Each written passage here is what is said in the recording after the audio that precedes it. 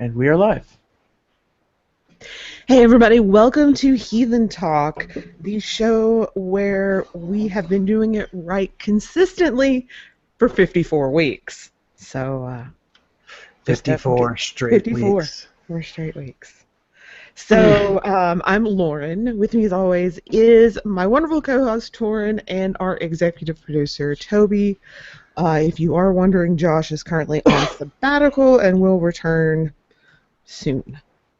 So tonight we're going to be talking about heathen identity and what makes somebody heathen. But before we get to that, we have a few announcements. Toby, you want to tell people where they can find us? Yeah, well, before we get to that, the first thing I want to apologize, I got the episode number wrong. So this is episode 53, number 2. So you can go and tell us how we're doing it wrong at heathentalk.com. That's our major website and includes links to all of the following social media. You can look us up on Twitter. Tweet us at @heathen_talk. You can find us on Facebook at Heathen Talk Network, or that's facebook.com/HeathenTalk. Instagram is at Heathen Talk. Mark likes it when you send him stuff. And of course, you can also find us find our reblogs at Tumblr at heathentalkradio.tumblr.com. Oh, God. Yeah. Sorry, I always forget that we're actually touching Tumblr. That's Josh's fault. He's not here. I can blame it on him. It's all his fault when you come right down to it. Yeah, really. So, another thing we have on our website, and I'm just going to segue right over to this, if you go to heathentalk.com, is we want to talk about, we talk about getting out there and doing real heathenry, and we are willing to put our money where our mouth is, and we will gladly promote your heathen events. What do we have on tap right now, Thorin? Well, for July, this month, we've got the Central Arkansas Pub Moot, which I'm sure Lauren can tell us all about, but I'll go ahead and read at least what we've got on the website for it. Is July 16th at Cregan's Pub in North Little Rock, Arkansas. Come out and join Black Bear Kindred. That's your kindred, right, Lauren? That is. That's what I thought. And their friends for food, fun, and really good drinks. It's a family-friendly event. All are welcome. On Sunday the 17th, that's next Sunday, my tribe's doing one. So the Stone Shore Pub Moot at Schulte's Bar and Grill in U District of Seattle, Washington. We're just, well, you've heard enough about my tribe on this show before, so I won't get into that. But they're awesome people. I've met them. They're awesome. She has. She's met all of us now. Not that there's that many to meet, but, hey, you guys should come meet those of us that do exist. It's also family-friendly. I mean, yeah, it's at a bar and grill, but they have great sausages and plenty of non-alcoholic stuff to drink, too. So everybody's welcome. Then we've got Cascadia Northwest Arts and Music Festival on July 21st. It's going to be at Granite Falls, Washington, at the same place that we held Cascadia Moot at. So those of you that were there, or those of you that weren't but saw the pictures, you know what an awesome place that is. A couple of my tribesmen are going to be there running it also with Kate, who we've mentioned before on the show, are going to be running a heathen-friendly camp there. So you guys should go check that out if that's your sort of scene. And then we've got the Missouri Moot 2016, September 9th through 11th at Oak Spirit Sanctuary near Columbia, Missouri. An event for Missouri heathens by Missouri heathens. Although the focus is primarily on Missouri heathens, all are welcome. It's an open invite event with no limitations for attendees. Do we have any any sort of social media contact for that? Do they have a website? Yeah, there's a website link there. Okay, I might want to check out that page. It didn't show up on the events page. Okay, I'll get it fixed. Maybe it did. Okay, anyways, yeah, actually it just doesn't look like a link, but if you hover over the little thing that says Missouri Moot 2016, it does turn red like a link.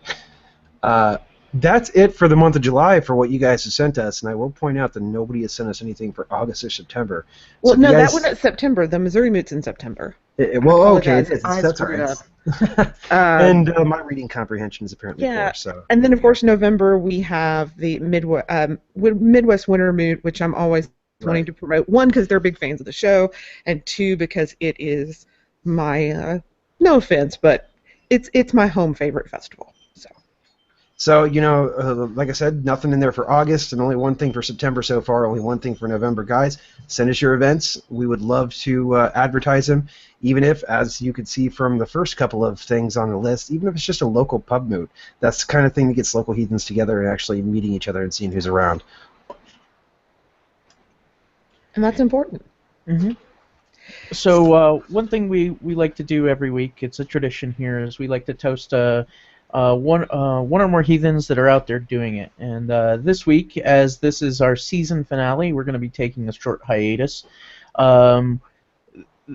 We want to take the time to thank everybody who has contributed to the podcast financially. I'm speaking, of course, of our Patreon, patreon.com/Heathentalk. We've got 17 patrons currently. We really appreciate the support of the program.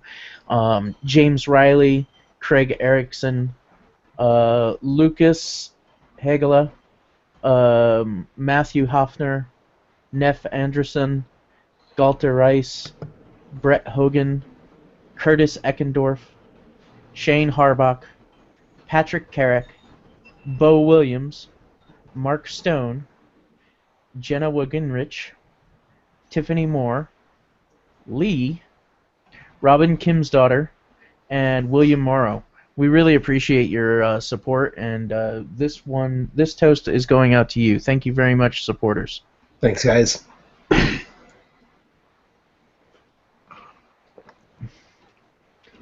Oh, that's good. That's really good. So what is so very good that you're drinking, Toby? Epic Brewing out of Salt Lake City had a very short run of blackberry and spruce tip porter. It's called the Blue Law Porter. The spruce tips were actually harvested on Capitol grounds. Nice. I'll have to look for that. It's incredibly delicious. If you find one, keep it, because I had to fight somebody to get the bottle I got. Thorin, what you drinking? I'm drinking a local Washington beer from Wingman Brewers in Tacoma. It's their Lime Ghost. It's I've mentioned the Ghost style before. It's a sour. It's usually either brined or the way it's made makes it taste like it's salty. And so this one really is it's like a limey, salty ale, and that doesn't necessarily sound like the greatest description of beer, but it's really pretty good. If you like sours, or you like something that's just a little bit, got a little bit of backbite to it when you drink it, this is really good. I'm not a really huge fan of Ghost. It's but when the salt is right, it's sublime. Yeah, brining a beer is really hard. But it's almost never right. If you get it right, it's brilliant. All right. So what are we talking about? Hey. Hey. I am so sorry. It's all right. I'm drinking a vintage 2016 Diet Sprite because I've had an upset stomach all week due to some unfortunate ingestion of wheat and/or lactose. So. Oh, I'm sorry. But I hear that. It's just kind of normal. I want to show this off because I got this this week. Everybody who's went to Cascadia Moot knows I love to do luciding, and this lovely little lucid that I just got that I've shown to the camera for those of you watching at home, for those of you who are listening, it's just really nice. Take my word for it. Came from Sister Maid, who is an artisan on Etsy, and this has got to be one of the nicest ones I've ever seen, and I'm super excited about it because, this is the first wooden one I've had, and now I'm saving up to buy a bone one because, quite frankly, those are awesome, but they're really expensive, and really good, like hand-carved bone one is really expensive, so I'm still holding out for that. But yes, so this week we are talking about heathen identity and what does it mean to be heathen. Because I think it's actually a pretty important question, given that it seems like the only time you hear heathen or Odinist or Asatru or anything that could be largely lumped from maybe an outsider view into the big heathen Germanic paganism umbrella. Mm-hmm. It's always something horribly negative. And people turn around and say, oh, well, they're not real heathens. And so that kind of makes me think, okay, so we should probably discuss. I hear a lot of qualifiers about what doesn't make somebody heathen, but maybe, that kind of leads back to the discussion, okay, so what is heathen? Who is the heathen?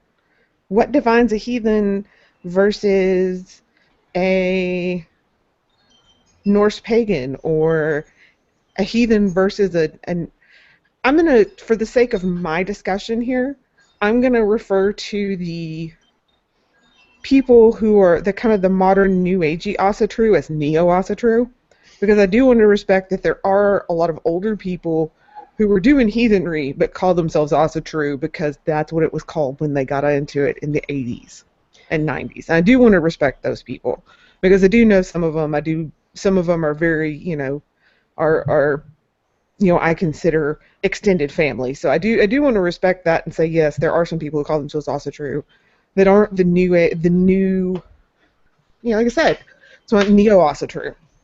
Well, And it pisses people off when I say that.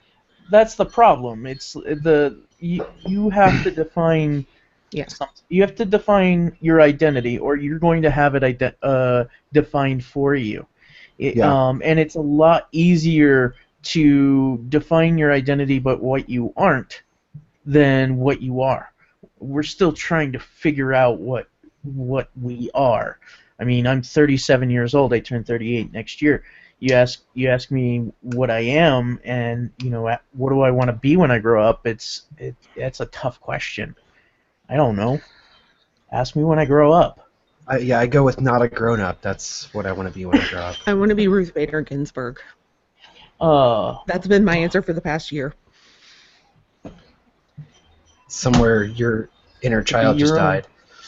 No, my inner child would have thought that was awesome. I don't know what you're talking about. I've always been a nerd. You sure your inner child doesn't actually have an inner adult? That's entirely possible. I don't think I had. Yeah, my inner child. The problem. Yeah, but yeah, and I understand that. Toby, I think that's why this is so important, because the problem, one of the arguments I've always had against, well, if somebody, it's doing something that's heathen and blah blah blah, and said, and then the news, but whatever they do doesn't affect me and my tribe. Well, it kind of does, because you still have to interact with the modern world. You still have to interact with non-heathens, and if, I've told the story before of how I got called into HR because somebody thought I was a racist because I was wearing a Thor's hammer. Mm-hmm. That stuff is going to happen so long as we let other people define it for us. Correct, and that's part of what we do here, right? That's what we've been trying to do is to define a positivist message, yes, about what heathen identity is. And the thing here, though, is like we can create new labels. We can try to we can create new labels for ourselves. We can create new labels for other people, but what we can really do is just recognize what the truth of the matter is. And as time goes on, I'm more and more convinced that there is a vast separation between what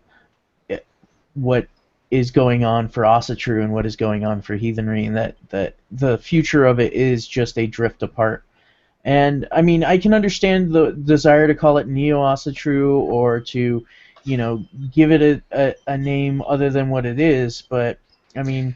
But what about people who have been practicing, here's the problem, and I feel like there's, to me, I feel like there is some, I don't know, I have a hard time with taking that label away from someone who's been using it longer than most of these chuckleheads have been alive.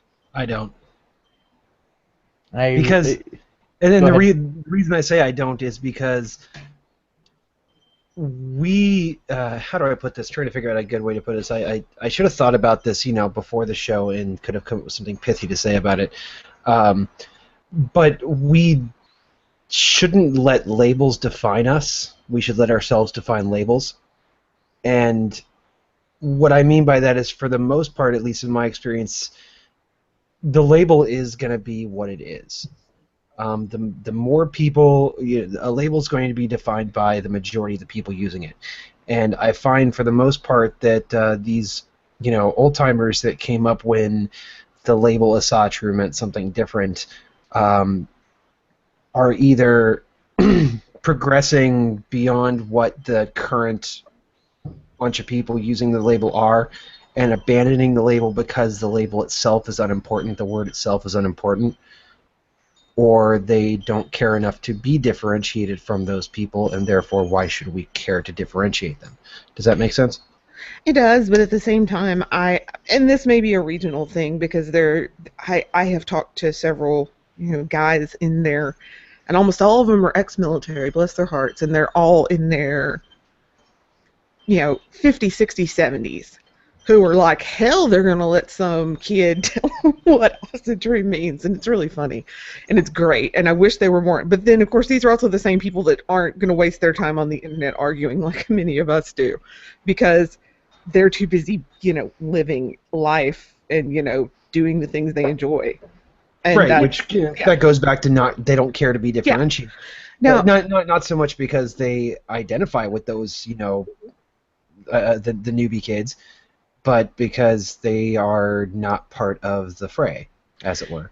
Now, and they're not influencing the conversation, and that's a problem. They're influencing the conversation. It's just on a much smaller scale, whereas they're not influencing a wider. Anybody can get on YouTube, and as long as they're not in a country that blocks YouTube, anybody can get on YouTube and hear what we have to say. Yeah. But whereas a lot of these people, they're influencing the conversation. It may just only be in, North Arkansas or Missouri or Kansas. That's also Missouri. New Orleans. Well, say another problem too with trying to make a differentiation between the old school Asatru type people and the Neo-Asatru. And I'm stealing that from the sociological differentiation between Wicca and Neo-Wicca. But the problem with that is like we've already put out there, is the majority of people using the term Asatru are of this particular type that you would label Neo-Asatru. They're not going to label themselves Neo-Asatru. But it pisses them off when I do that, and I enjoy it. Well, yeah, absolutely, you can do that to have fun with them. But for practical purposes, if they're not going to identify themselves as Neo-Asatru, then it serves no function for us to do so. Now, I want to stop here for just a second, guys, because I feel like, and I'll be completely honest, up until about a year ago even, I still considered myself Asatru, because I came into this religion where where heathenry was the word you used when you wanted to talk about Asatru and Theodish. But unless you were Theodish, you were Asatru. I mean, that's just kind of how it worked back then in the days when there were still Usenet and mailing lists and forums. So that is I want to kind of actually, I guess, maybe lightly define our terms, and when you say Asatru, who are you classifying as Asatru? So, couple of things. Here, I think the classic one is friend of the show, Kevin Aleglad. Oh, good. I was just going to look that quote up. It made a perfect post about it, and of course, he's active on Reddit, so it takes me a while to find it. Heathenry is historically based, reconstructionist, community-orientated, tends to be culturally specific, practical approach to religion, and fights over correct practices. Asatru is romanticism-based, neo-pagan, largely individualistic, tends to be pan-Germanic, has a theoretical approach to religion, and fights over correct belief. Now, okay, so here's one for you. How would you then differentiate between Asatru and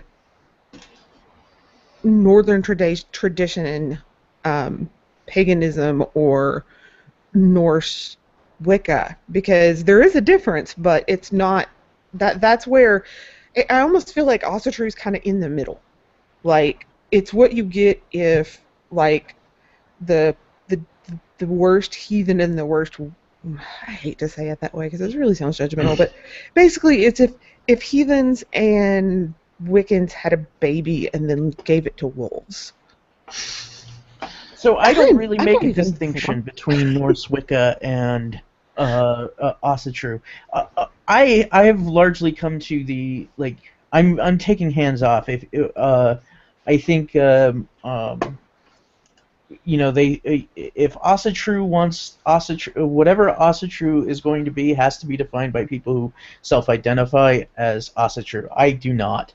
I am a Theodsman first. I use heathen as a overarching label for the kind of religion that I pursue. So you would to give to kind of an analogy, it's almost like I am a heathen, I am a theodsman, would be analogous to I'm a Christian, I am a Methodist. Yeah, you know what I would say is not all surgeons are or not all doctors are surgeons, but all surgeons are doctors. Not all heathens are Theodsmen, but all Theodsmen are heathens. Asatru is kind of the homeopathy. You know, So, it. going back to, the drawing the distinction or the differentiation between, Norse Wicca versus Satyrs, I would make a distinction there. Is Norse Wicca or Northern tradition or Northern path or whatever the various terms I've heard used for it, tend to kind of be this vague pantheon is my starting point, it's my home base, but I'm going to do all the things. When it comes to Satru, while they don't necessarily have the same kind of approach to right practice that heathen would, for to go back to the terms from the earlier example, they at least try to remain centered and focused on these are our gods, this group, this set of Germanic gods, these are our gods and these are who we stick with, and keep your other stuff out of it. I think we're arguing in circles because at a certain point, Asatru is not heathen, and I'm interested in heathen topics. So You can't pretend it's not important to this discussion. It is important to this discussion. Yeah. And I think that to a great deal, as I ruminate on this and as we discuss it, it is very similar to what you're seeing with Wicca. And where you have traditional lineaged Wicca. British traditional Wicca is what it's called. Here, over in England, it's just called Wicca because they don't have nearly the level of New Age stuff. So you have the lineage. It's very, it's very exacting. It is very much about right action and right. I wouldn't say it's very orthopraxic, but it's very ritualized. It's very similar to Catholicism in that way. I know there's a word, but it's just escaping me right now. But you do this, and then you do this, and then you do this, and you have to do it in the right order. Whereas you have kind of what has been described by, sociologists as Neo-Wicca, which is anything past 1985, Scott Cunningham, Silver Ravenwolf stuff. And that's where you start lumping all of this other stuff into kind of a vague Wiccan outline. And I kind of think Asatru may be something like that to heathenry, analogous to heathenry, where there is this broad Norse framework. Because most people who are Asatru I know, they do symbol, they do abode or feigning. They just have a lot of New Age trapping on top of it. And I think that is, to me, that seems very interesting that it kind of has moved that way. But on the other hand, it's not surprising because of kind of the shared history that Wicca and the heathen movements have in common. Well, I mean, Asatru. So, like, the history of Asatru has a couple of branching paths. You have the Odinists with Elsie Christensen, which is just blatant racism. You have the Asatru Felagith in Iceland, which is largely a tax protest movement with religious baggage, or spiritual baggage, let's put it that way. And then you have the Asatru in America, which was largely a conservative reaction to the leftward tilt of neo-paganism and the growth of that Asatru largely became Asatru. And I can reach back here and grab Scotty Snook's book, and she details it perfectly. Most heathens go, I'm not Christian, and now I'm not Wicca, so now I'm Asatru. They're defining themselves by what they're not. And Right. I think, and it's fair to have this discussion. It's fair but to get into the taxonomical differences of Asatru, I think is against the point, because it's infinitely breaking apart and recombining and redefining itself, because it doesn't mean anything. It's just not Christianity, not Wicca. But I mean, that is the point I was trying to make, whereas the word Wicca really doesn't mean anything anymore, at least in, the United States and Canada, because Wicca basically is, and I will credit this to Ben Wagner because this is his definition of it, and it's quite perfect. It's become like the Chinese takeout religion. Yeah, I'll take a god from over here and a goddess from over here, and let me get some fried rice and an egg roll. And Asatru's become the same thing, where they just kind of, it's very pan-Germanic, very romanticist. I think that right there is what, I think if you really want to get into the nuts and bolts, is that heathenry, by and large, has rejected the Romantic period idea of what Viking, and of course a lot of them lumped everything before Christianization as Vikings, what the barbarian Viking life was really like. Mm-hmm. Yeah. It's a complete romanticization. I mean, spending your time in the late Nordic period, in the late heathen period, is to watch a society in decline. My Lord Brian Smith of Whitemarsh has called it the western end of an eastern-facing horse. It is. It is the time where there is immense amount of social upheaval, and there's an immense amount of prestige influence coming from the South in Christianity,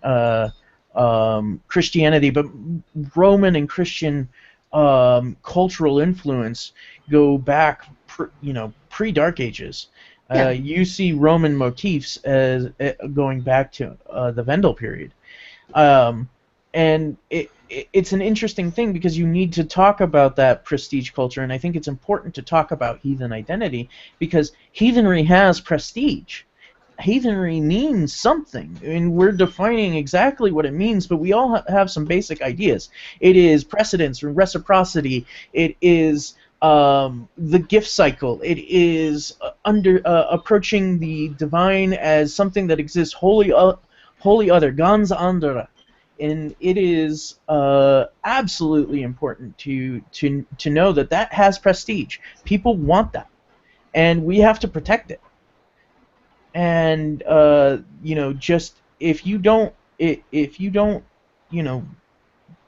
understand what it means to be heathen, and you don't communicate that, what is acceptably heathen, what isn't acceptably heathen, then people are going to call themselves heathen just for the prestige of being heathen, and not actually put in the work. Sorry, that was a rant. Well, and I agree. I want to touch on one more thing before we get too far away from the kind of defining our terms because I want to bring up Odinism. And, you know, kind of I honestly think that it's worth talking about the differences between Odinism and heathenry, especially given, you know, whether we like it or not, we all kind of have a shared renaissance, would be a good way to put it. Um, and and you know, I even got in a discussion today where I can't say anymore. Well, in America, when you say Odinist, 90% of the time they're a racist, but in England, it's something totally different because I got corrected today that no, it's kind of going racist there too. And I mean, you know, these are people who are not like a lot of people who identify as Odinist are proudly racist. That would be a good way to put it. There are Arkansas racists, as I call them, and then there are people who are proudly racist. Well, I'm not surprised. Any people that willingly destroy their own ethnic identity in pursuit of a melatonin deficiency is likely going to destroy their religious diversity in pursuit of, I don't know, something. Thorin, you were about to say something? No, I was not. But I mean, that's a different show. That's not the steal. But yeah, that Odinist, and I want to say that in my experience with people who identify as Odinist, they tend to fall in the, and I'm not going to talk about their political beliefs, I'm talking seriously, they tend to be pretty monotheistic.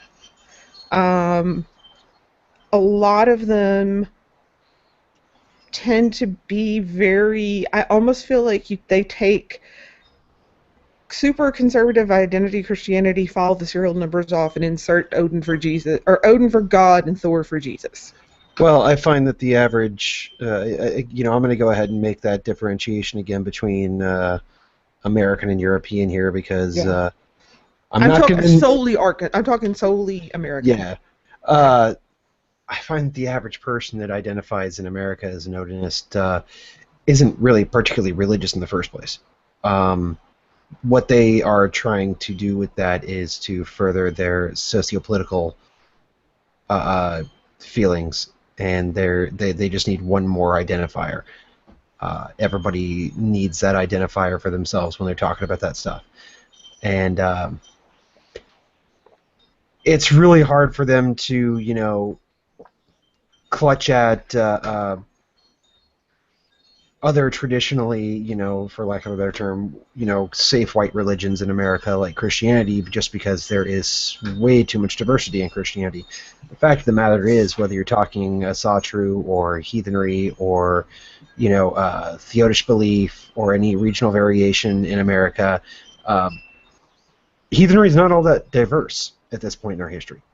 And so it's a lot easier for them to latch on to something that is flavored like heathenry to further their socio-political ends. I know, and I guarantee you, if you are frequent any kind of heathen meetups, you will run into at least one of those people. And I know when I ask someone, "Why did you become heathen?" and their answer starts with anything political, I'm like, oh no, just no. Go to the corner and think about yourself. Everybody like I've said before, everybody has to start somewhere, and if you're starting from a position of politics, you're already shooting yourself in the foot. Yeah. Because politics is inherently temporal. It's specific and rooted to its space-time. Religion is something that's meaningful outside of time. And if your religion is politics, your religion is going to die with you. Politics is inherently changeable. Today's bitter enemies might be tomorrow's steadfast allies, and vice versa. It is inevitably the self-interested and has to do with with the specificity of the moment. And if you base your religion in politics, that's what you're going to get, the religion of the moment, and you're never going to find meaning there. And believe me, I worked in talk radio. I can tell you about people whose religion was politics, and it's ugly. But yeah, I mean, to me, it definitely is it's something that, I don't know, like I said, it's a warning sign. It's a red flag for me. It makes me question, why. Because to me, it's, you turn in and you go and you're like, okay, well, I'm going to do, oh God, I lost my train of thought. That's why I get looking for IRC. I don't know. Anyway, but yeah, so when it comes to people, I'm always, when people come in, I admit I can be very judgmental about their motivations. For exactly the reasons that you said, where you were talking about, a lot of Asatru people are Asatru because they don't want to be liberal Wiccans. And I can say that because I know one. Some said they decided to be conservative Wiccans. Exactly. I was married to one, actually. But it's a situation where you just, like I said, that's something, like, if you come in and say that, I immediately, like, am gonna judge you more harshly than if you come in, like me, and I'm like, well, because I heard Norse mythology as a kid, and I liked it, and I met heathens, and I liked them better than the Wiccans I was hanging out with. Frankly, if you haven't been pursuing heathenry for a while, Mm-hmm. I'm gonna kind of judge you regardless, because you're an untested metal. You don't even know what you're getting into. You don't even have the idea of what it is that you're pursuing. You have this illusion of it, and it isn't until those illusions are first stripped away, usually after having a rough conversation with, well, me or somebody like me, that that's possible. I mean, the thing is, heathenry, what it is heathenry is a worldview that is supported by a religious expression. And that worldview is incredibly difficult and painful for us to adopt. It took 1,000 years to develop a pan-cultural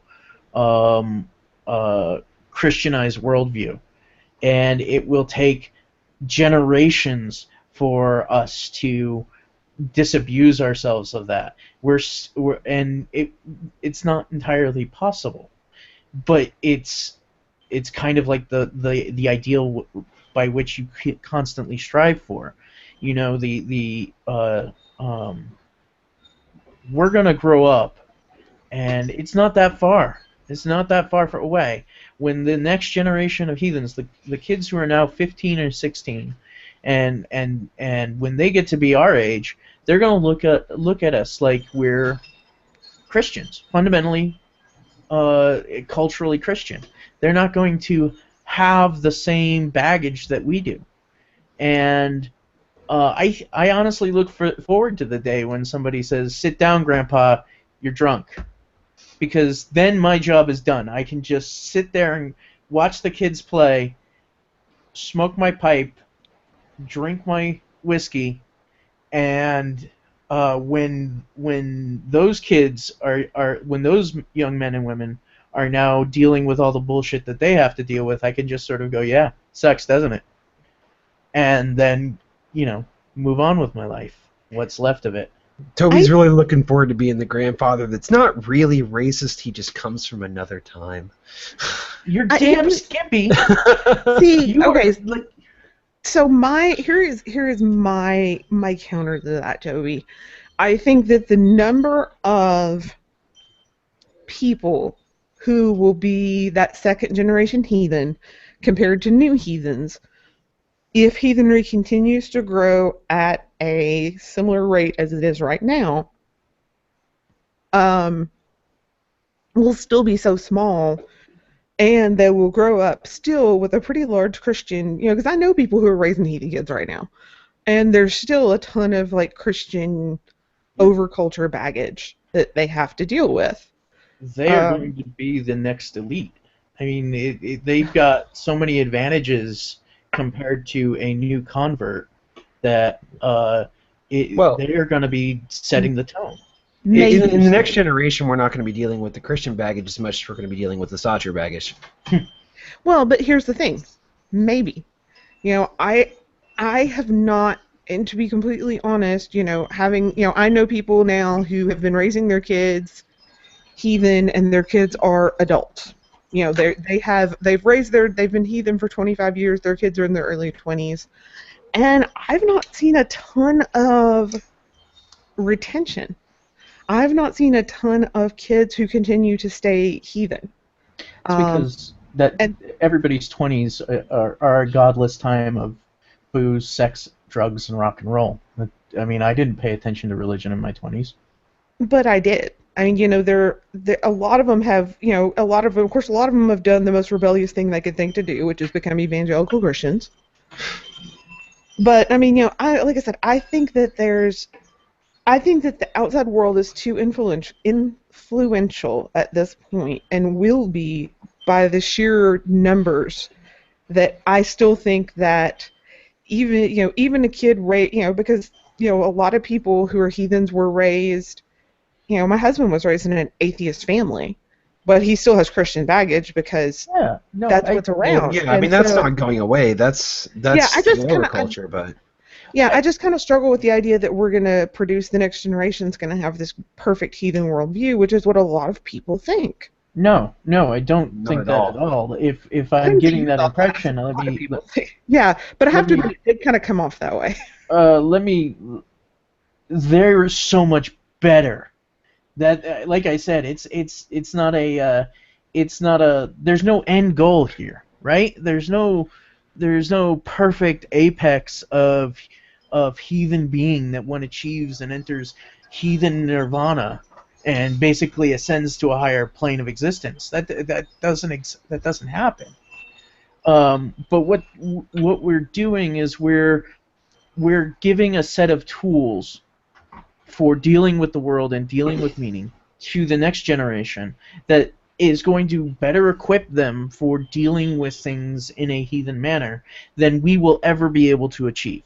Well, let's put it this way. It's standing on the shoulders of giants. I don't know about you guys, but I know personally, I've been a heathen for a very, very long time at this point, and I have had to spend most of the time I've been heathen battling up through various stages of bullshit.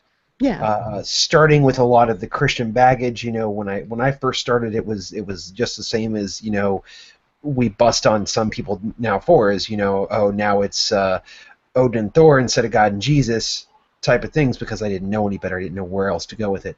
And then I get into the Sacher baggage I mentioned earlier, the fascination and obsession with trying to figure out, well, how the hell am I going to get to Valhalla, that kind of crap, and just slowly I've gotten to where I am now, and I'd argue I'm doing pretty good at this point. But I'm gonna come to your defense there, because I think you and I've probably been heathen. I think you've been heathen 18, 19 years? About 18 years. Yeah, I've been heathen almost 15. When we came into Asatru, let's be honest, it was Asatru at the time. Yeah, absolutely. When you came into Asatru, I mean, that's what everyone else. It was, you go and you look at, the primary source that we used was the Eddas, and it was, I mean, there was not, and it wasn't from a lack of scholarship. I think a lot of it was a lack of availability. Well, that's exactly what I'm talking about. It's a standing on the shoulders of giants sort of situation. Yeah. The generation that follows us isn't going to have to go through all those stages that we went through, because they're going to be starting from a better position, and the generation after them is going to start from a better position. When you're talking about the concept of building a religion the way we are, it's analogous in some ways to, say, the scientific progress. Is we spend all this time experimenting, trying to figure out what works and what doesn't. We have to discard entire views on certain concepts. I mean, I would be willing to say that everybody sitting at a mic right now had to spent their time coming up where the whole heathen afterlife was focused on Valhalla. And It then, was Valhalla, but I would say also just basically getting into a hall. And yeah, the getting other into a thing god's was hall or was whatnot. having a a patron god, a full and Right. that was huge in the early 2000s. I don't know anyone who didn't have one, and if anyone says to this day that they didn't at some point in time when they were around back then, they're lying. It may not lasted more than a week, but I guarantee you everybody at one point in time he came into heathenry in the late 90s, early 2000s, at least entertained the thought. Yeah, Oh, I mean, but that's the whole it- point. It's like how fucking hard is it, or hard was it to cast off the getting into a God's Hall view of the afterlife? That's taking an entire significant chunk of your religious worldview and having to shit can it. Yeah, for me, oddly enough, because the afterlife is just not like I just don't. The afterlife's never been like a huge concern for me because it got scared out of me growing, and that's Christian baggage. There, I'll be honest with you. It's because I grew up in a rapture, going to hell kind of environment. The idea of the afterlife has never been appealing to me, so I just don't care. That's why I constantly make the joke I'm going to grow up to be a DCer and harass my family forever. But I mean, it's true, But yeah, I mean, there was a lot of things. The idea. I'm gonna put this out here, and it's gonna piss some people off. The idea that I'm not special was the hardest part. That was the hardest, absolutely hardest thing that I had to deal with. Was that I am not some special chosen BFF of the gods. Because that's exactly what Wicca gives you, that's exactly what Christianity gives you, and that for me has been because I'm like everyone else, I need validation. Mhm. And so I mean it's messed up, but that was the hardest thing for me to get through my thick head. Yeah, well, I Of mean, all of them. everybody wants validation, and you either have it handed to you through your worldview, or you seek it through merit. And that's, I think, one of the big dividing points between some heathenry and Asatru, possibly. Yep, I would definitely agree with that. The difference being seeking it out and demanding it, and Right. the idea that you don't matter, or that you're it's not that you don't matter. It's that you don't matter for much, and Well, until you you need to realize who you matter to. yeah, Right. But the whole absolutely. point is I'm not a special snowflake to the gods. No. I am not their precious little thing that they're all watching over, and and that was such a hard. That to me was probably the single most difficult worldview shift I had to make. Yeah, and I don't think I ever went through the period of thinking that I was in any way special to the gods so much as treating them the same way I would have treated, Jesus back in the Christian days, of the idea that I have some sort of special one-way communication with them. That, like I said, I never thought of it as something that was special to me. I just assumed that anybody who followed our gods had that nice special telephone of the gods. But Ring, ring, ring, ring, ring, ring, God phone. Sorry. So yeah, I mean, again, we're the worldview is part of the identity. The defining what you're pursuing is part of your identity. The what you aren't is also part of the identity. Like I can say I am a Theodsman. I am heathen. I engage in a gift cycle with my folk and my gods, and the holy ones in my home and in my environs, and those have meanings, but they um, you it's so much easier to say I am not X, I am not Y, and I was going somewhere with this. The the the point of it is if you're not struggling, if you're not adopting, like, authenticity is arduous. Like the actual authenticity in the philosophical ideal is being mostly means being true to oneself. But in this term, what I mean is actually finding that authentic expression of your identity, and that's not easy. Like easy things are easy thing. If things were easy, they would not have meaning. Meaning is gotten through struggle. Life is worth an ordeal. Like you are faced with problems and you overcome them and you find your meaning in it. One of our show supporters, Jenna, posted a quote today. This makes a good episode. That's an excellent example. Like when you're in the middle of it, you have the chance to say, this is going to define me. But I get to choose how this defines me, and how this problem or how this ordeal influences me is based on what I choose to do from this point on. I can't do anything about the problem in front of me. I can only move forward, and that is at the core of what it means to be heathen to me. Like, it's a joke that people say, well, why are you heathen? And I answer with a line from The Wanderer, "We are beth fularad," and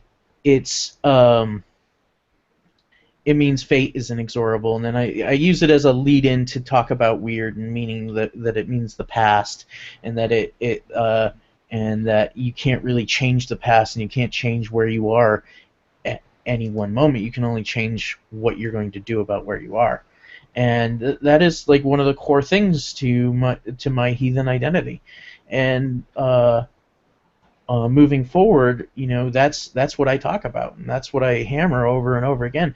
Other people might find other aspects of heathenry to be the core expression of their identity. Like some people might find extreme satisfaction and identity out of the engaging in the gift cycle. Like the gift cycle means something to them on a level that to me it just doesn't. Not that the gift cycle isn't important to me and that there isn't great meaning in it. It's just it's not like that core thing for me like it is for somebody else. And this is a good example of our producer Mark, who is unfortunately not here tonight, but he wrote an excellent blog post this morning. And yesterday or this morning, I forget when he posted it, but he's talking about that difference between spirituality, which is the emotive response that we have to religion, versus the religious expression. And the religious expression is objective, and spirituality is inherently subjective. And meaning is found at the interplay of the two. But if you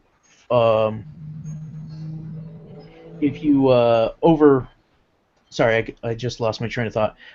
If you go over one way or the other too far. Yep. You basically lose that meaning. You just either engaging in rote practice for no purpose, or you're not doing it right. Whatever it is you're doing isn't heathenry. Well, and you talk about this and that. For me, when people ask me to describe heathenry, and what the first thing that pops out of my mouth is the community, because to me, when I define my heathenry, it's defined first by my tribe, my community, and my relationships with those people. I mean, I could probably define. That's the most important thing to me, and that's just a part of my personality too. But that's all valid expressions of heathenry because they're all such important parts of heathenry. Also, I'm really super on a reading and rereading Culture of the Teutons again. And I keep reading it like during my lunch break while I'm hunting Pokemon. It's great. I really need an audiobook. Talk to me after the show. We'll get you. I can get you hooked up with one. Awesome. So, while we're talking about this, it occurs to me that part of the purpose of this episode is we really ought to be talking about specifically what things define heathen. Yeah. Because we've all been in discussions in various forums where we do, like was mentioned earlier in the show, we have people saying things like, that's not heathen. Or that is, I'm a heathen, people arguing about, well, no, you're not, because this, if you were a heathen, you'd believe this, etc., etc., etc. So what is heathen, then? What are the key characteristics, things that are essential, without which you are just something else? I would say. Go ahead. I would say the biggest thing that defines a heathen is someone who is actively being heathen. I know that sounds like a horrible answer, but I feel like in order to call yourself a heathen, you actually have to do heathen things. I mean, I could sit here all day and tell you guys I was a carpenter, but until I built something, I'm not really a carpenter. I'm not really a carpenter anyway. But yeah, I feel like it's someone who does heathen things, someone who actively engages in heathen, as we call it here. A heathen is a person who has heathen deeds. We are our deeds. Yeah. And I would say heathen deeds, taking it a step further, heathen deeds are born out of a heathen worldview that places prestige on the past, on precedence and reciprocity, that it remembers remembers those good things that were done and pays them back, and remembers those bad things that were done and endeavors to pay those back as well. And that's not an open call for vengeance and blood feud, but it is a reminder that a heathen person understands the benefits of looking at the world as a series of friends and enemies, and that there is worth and prestige from having worthy and prestigious enemies. A man who has no enemies is a man who's never stood up for anything. So yeah, I would that would be my definition of the worldview. Do you understand the concepts of weird and Orlaw? Do you understand luck? Do you display an understanding of inner and outer? Do these things? Do you act hospitable? Do you understand the laws of hospitality? And when those laws have reached their edge cases, do you stand up for your people? Do you place their livelihood and their good fortune and their health, wealth, and luck ahead of not only your own, but ahead of other people as well? And do you understand that doesn't necessarily make somebody your enemy, or make somebody a bad person because they choose to help their own? And I will say that also, if you don't fully understand those things, are you trying to? That's where I was going to go for, and I think that relates back to also is that you have to try to understand those things while actively having an understanding of prestige culture. You have to be able to recognize what you know and recognize what you don't know, and certainly recognize people who know more than you. You need to be able to you need to be trying to understand and live the heathen worldview, and part of trying to do that is understanding who it is that can teach you. Mm-hmm. And the big emphasis I have there is on living, because I mean, you know, we have all met uh, that person who knows everything about a topic but they've never done it. You know, that guy who can quote everything possible about exotic cars but has never driven one. Or, you know, you got to get out there. Knowledge is not, is not enough. You have to actually get out there and do it. And doing it is hard. And doing it can cause a lot of internal conflict because, for instance, for me, sometimes I have to weigh, is it a more heathen choice for me to smile and go along with my family, or is it a more heathen choice to be more openly heathen? And that's hard. I mean, that's a hard thing. You're going to have some quandaries that are going to test you, and that's why getting out, being heathen, developing relationships is important, because I know that I can pick up the phone and I have people I could call, and I know that Toby and Thorin have the same experience. We all have people that we can pick up the phone and call and say, hey, can I talk to you about this? Mm-hmm. Or come get me, I'm in jail.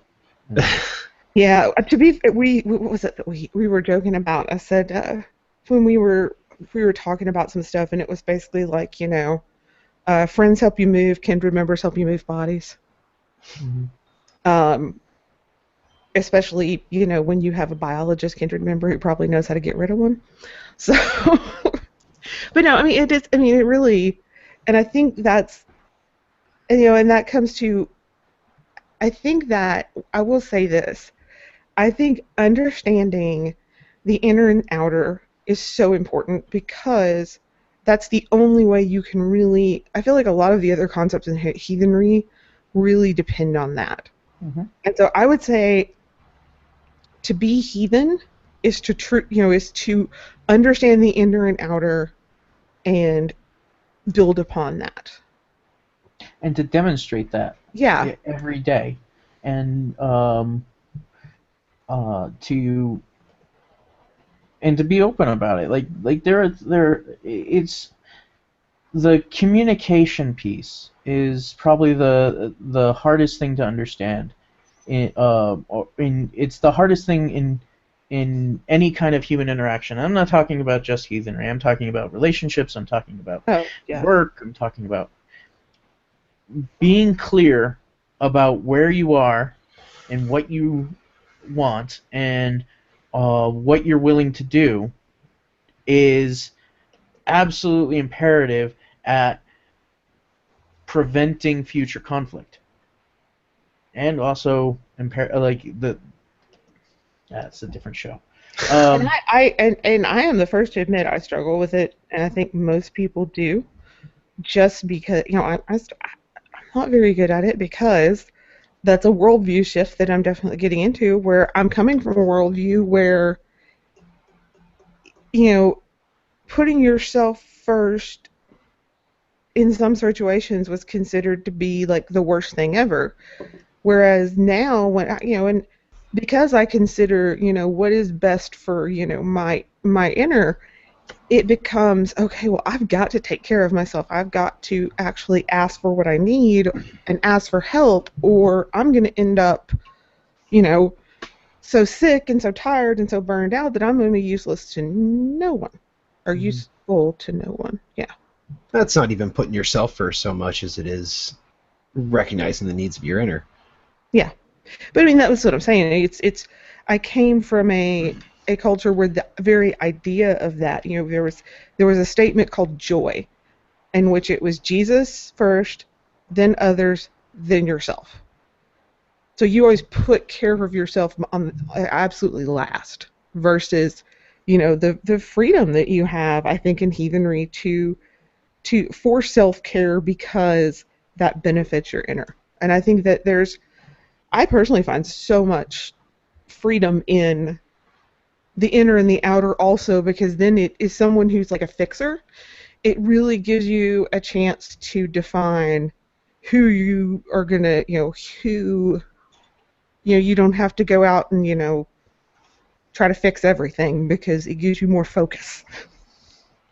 I'm, still stuck on that whole joy thing. I'm more disturbed by the idea of a god that needs to be put before your family.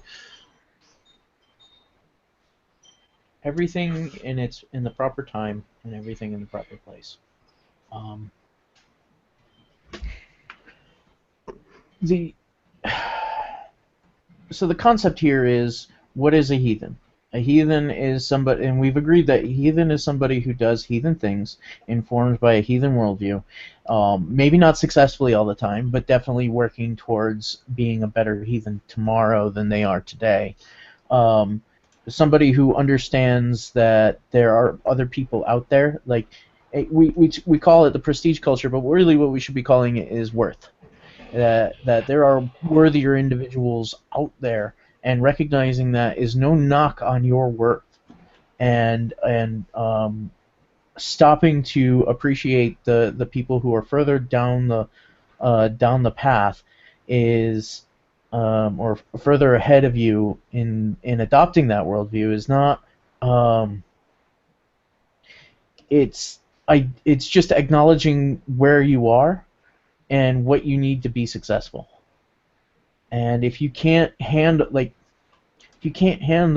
the simple humility and humbleness of recognizing that um, I think one of the somebody on the sub once said, "Hey, I am only an egg. I'm just trying to figure out where I'm going with this." Is it's laudable, and one of the things that I love are when people, when they reach up against that level of reaching the edge of your comfort zone. When you hit that wall, there you have a couple of options. That you can throw a temper tantrum, and for the harder the temper tantrum is, the harder it is for me to want to invest the time in helping you through that temper tantrum. You can do something called going into the woods. You can just retreat. You can become introspective and remove yourself from the situation so that you can figure it out. I have a lot of respect for people who choose that option. Or you can do the third option, which is, I don't understand right now.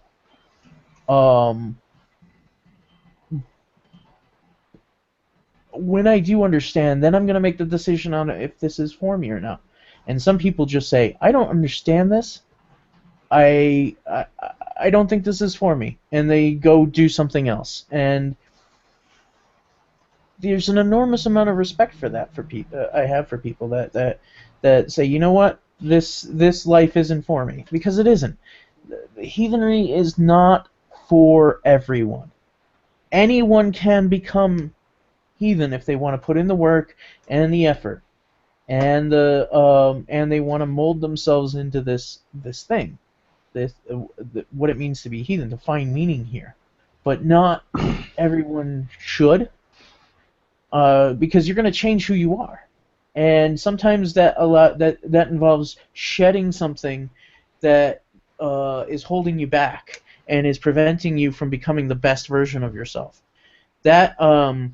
And sometimes it's it's breaking you down into your component pieces and building yourself into something completely different. And if that's what you want to do, or rather, if that's not what you want to do, and you choose and you choose for yourself that's not what you want to do, and you decide to go do something else, there's a lot of respect for that. I understand where you're going from. I have no hard feelings. But you got to do it honestly, and you got to do it authentically, and that means at least spending the time to make sure you understand it first. If you do it out of fear and emotion, it's not something it's not something that I can respect. Now, I would like to put some caveats on what it means to put in the work. And I'm gonna, put out a little bit of opinion here that is going to annoy some people from White Marsh. that putting in the work doesn't always mean opening the book. It doesn't always mean getting out there and doing your research and figuring it out. Toby's already shaking his head at me. No, it doesn't. Okay, okay. Nobody thinks that it does. Well, damn it, Toby, decides because they're I not. was hoping that you were gonna disagree with me so I could quote Brian at you. No. About the 51580 thing. Yeah. Because honestly, part of doing the work is figuring out, as we a couple of us have mentioned it during the course of the show, is the constant prestige culture, is understanding who it is that knows what the hell they're talking about. And sometimes putting in the work is just figuring out who knows what the hell they're talking about and then following them. Yeah. And sometimes, and I would say sometimes a big part of putting in the work is getting out of your comfort zone. And this is one where there's a lot of balking. Get out of your comfort zone. Go meet other heathens, like we push at the very beginning. Because there is nothing that can replace face-to-face teaching when it comes to heathenry. Because as I have learned this week, and as I ruminated last night, I even wrote some in my journal about this last night, how, to the arch-heathens, the heathens before conversion were largely an oral culture. And that's how you learned. You didn't learn from a book. There was no holy book. And there's been some discussion about should heathenry, should Asatru have a holy book? And of course, my stance on that is no, and there's a whole lot more to go with that. But, it was largely an oral culture. And like I said, there's just no better way to learn heathenry than at the knee. And there's no shame in being a student in heathenry. And I think a lot of people, especially when you come into heathenry and you see the way some people act, because there are jackasses in every group, think they have to know everything or they're going to be like shown the door. And there are some places where it's like that, but they're not representative, I would say, of most heathens. Well, to be perfectly honest with you, everybody in every heathen is a student. Yeah. Mm-hmm. There is nobody out there who is qualified to be nothing but teacher. While there may be many of us that can pull double duty, that can teach what we know while still learning what we don't, but there's none of us that aren't a student of some form. And you're absolutely right. I mean, the best way to learn is to learn in person with people who know what they're talking about. This show, Heathen Talk, we're not your teachers. The only thing we're teaching you is how to recognize teachers when you see them. Lesson 1, if they agree with us, they're a good teacher. But no, the hard part about this is, yes, it's easy. The best way to do it is at the knee. But nobody really wants to do the work to get to the knee to learn. You don't have to be a scholar, but you do have to be willing to work. You don't have to be a voracious reader, but you have to do some reading. And the fact is, I think there are 3 books that can give you the basics of what you need to be able to be ready to be taught heathen, to be taught how to be a heathen. And they are Culture of the Teutons, We Are Our Deeds, and Myth of the Eternal Return. And they are the what, the how, and the why.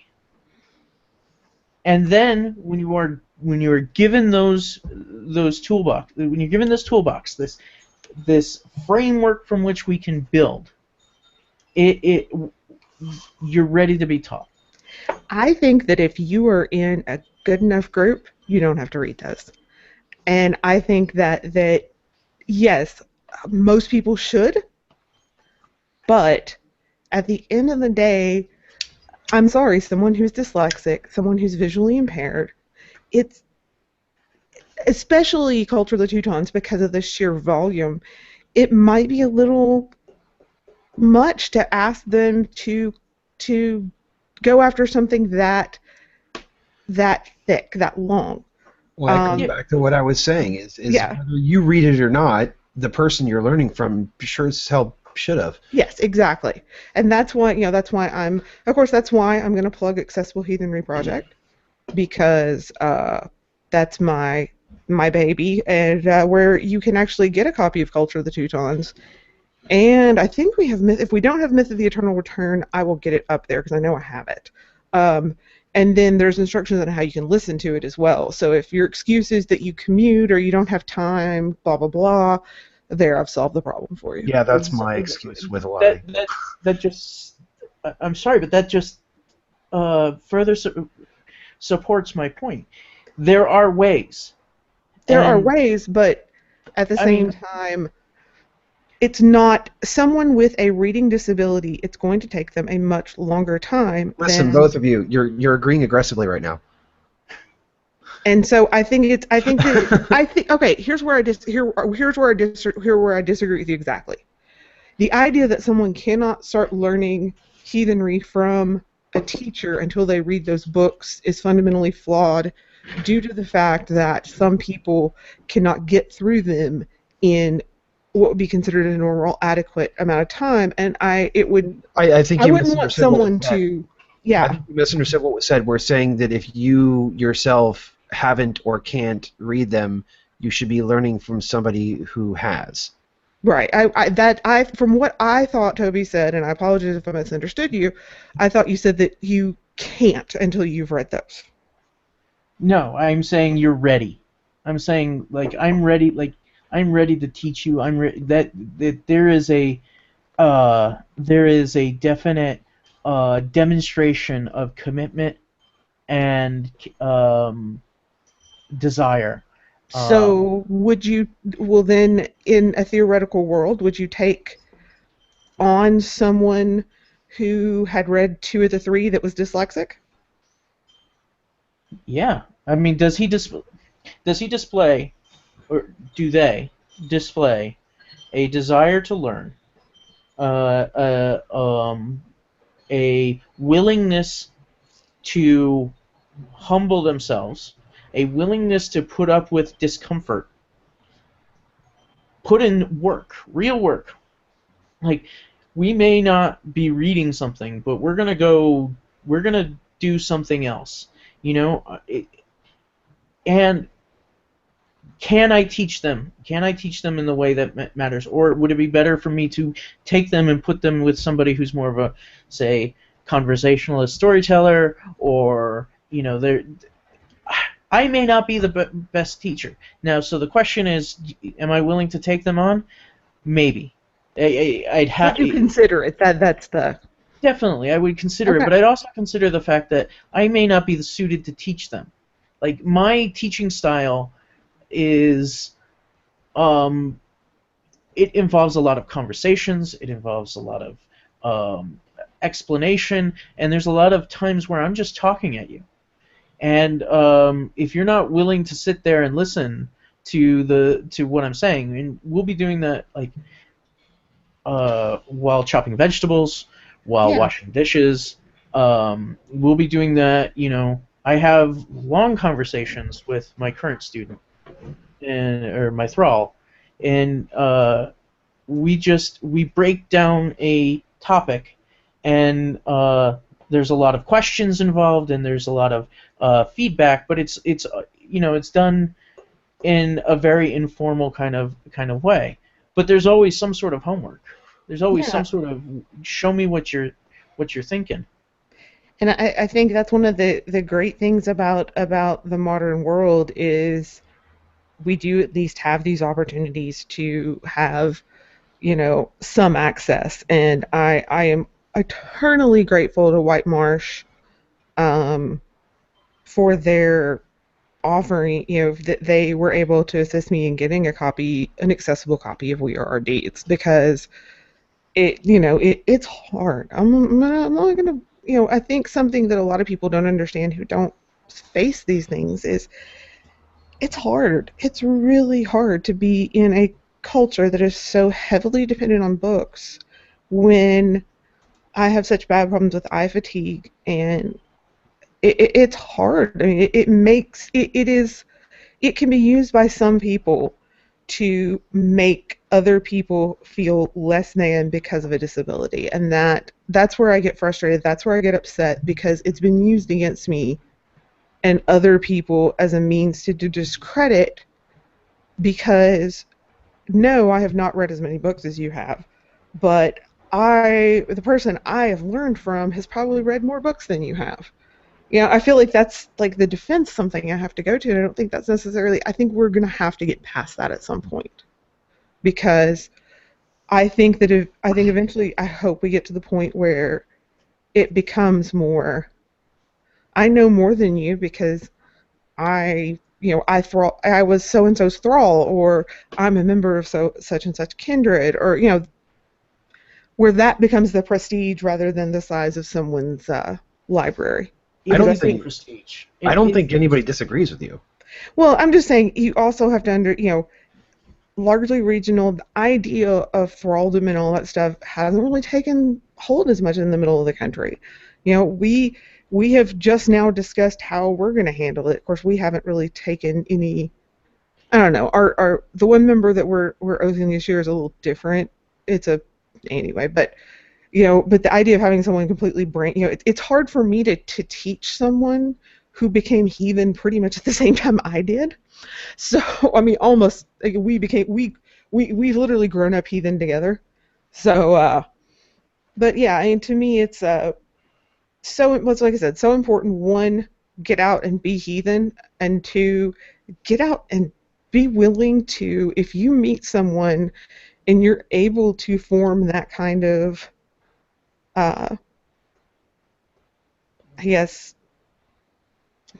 connection is not the right word, but it's the best one I have, then be willing to be that teacher too.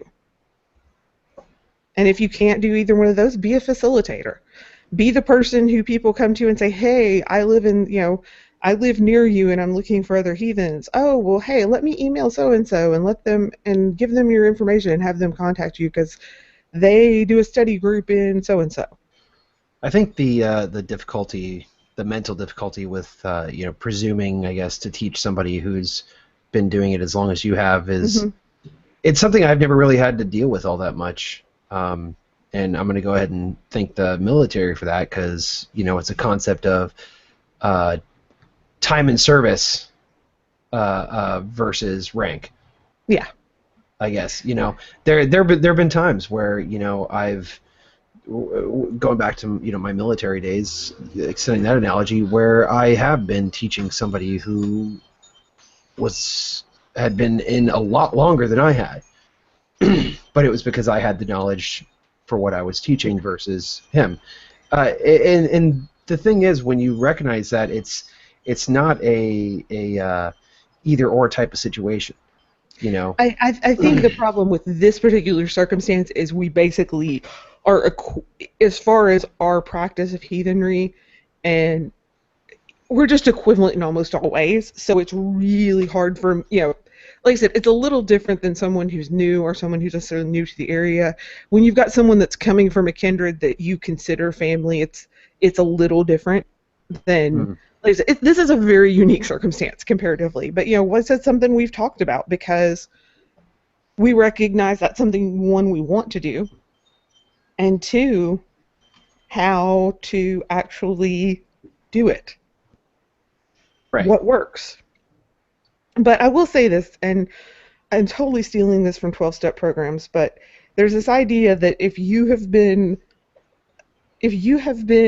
sober for 30 days, you can sponsor someone who's not been sober at all.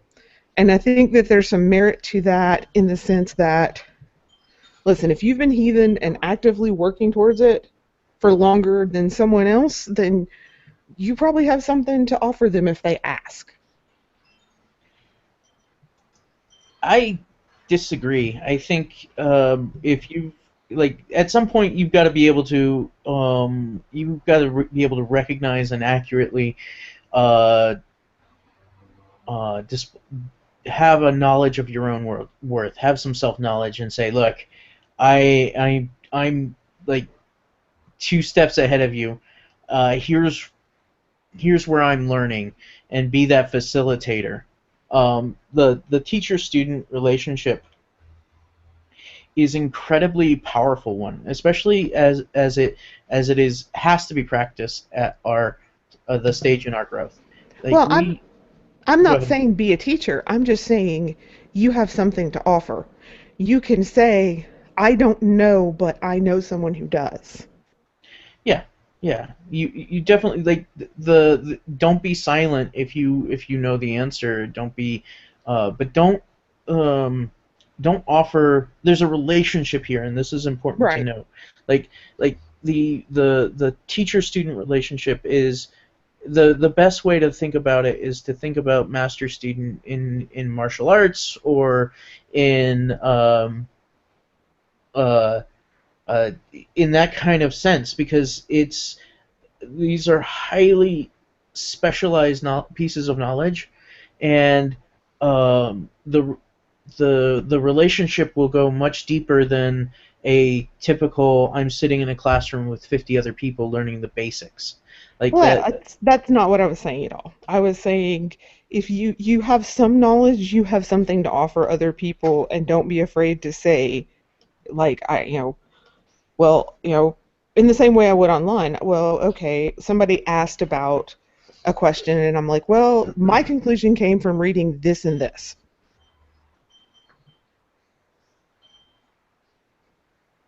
I, I No, I see where you're going, and it's interesting to me because I came out of this situation where there are several. I worked into White Marsh very recently, and I was part of a group of thralls that we were all learning together, and um, I had a conversation with one of the other thralls, and he was like, we look up to you. We do. You are the standard by which we measure ourselves. And after I kind of had that cognitive dissonance and realizing that he was being serious and wasn't joking with me, I said that's fucking scary. And it's scary not because that somebody might come and overtake me, but because now my actions have greater impact, and so moving forward there, like demonstrating that behavior is uh, is completely it's a burden that you shouldn't necessarily place on somebody who's still learning. Like I took on a thrall, and now it's scary, but it's not an imposed kind of scariness. This is this is the decision that I have taken to do this, and I am placing my own reputation and my own ability to teach, and I am investing that in somebody else. That person, their deeds are going to be inextricably linked with mine, because I will be the person that she learned Theodish belief from. Right. And But that, the like I said, that was not where I was going with it, but that's okay. But yeah, I understand, and it's something that shouldn't be taken lightly. exactly. But that does not preclude you, if you are new, from helping someone else find those teachers. So what's our takeaway from this episode today? There Um, is a thing called heathenry. It is not asatru. It is involved in doing heathen things, and and letting Lauren have the last word. I'm sorry I interrupted, Lauren. um, I think we have learned that heathenry is super nuanced, and you're never going to get two people to fully agree what heathenry is, and that's okay, because you can't get two Christians to agree what Christianity is fully. You can't get two Buddhists to agree what Buddhism is fully, etc., etc. Fill in any other religion, belief, hobby, or anything. There is not a monolith of belief, and especially when you have a religion that has no, holy book, no central religious leader, there is no Asa Pope. I don't care what anyone says. There is no Asa Pope. There is no Asa Pope hat. I've seen the hat. It does. I don't care. It's not really the Ossipope hat. Thorin, what did we learn? I think we learned that it's a lot easier to say what isn't heathen than what it is, which I kind of think we already knew. But, we were trying to take it in the other direction, and I think we did as good a job as we could. I think mostly what we came down to was recognizing that words have meaning, prestige culture is a thing, and in the case of trying to figure out what is and isn't heathen, it's probably the most important thing. Not that it's the most important thing in being a heathen, but it's the most important thing on trying to figure out what is. So figure out who it is that you know that's a heathen that you trust and respect, and let them be your guide. If you're looking for a teacher, ask them what they think about Heathentalk. If they agree with us, they're a good teacher. I think that was one of the more important points we hit on in the show, wasn't it? Yeah, I'm good with that. Make sure that they know, and also, ask them, what was it that we used to? Oh, ask them what they think of Ed Fitch.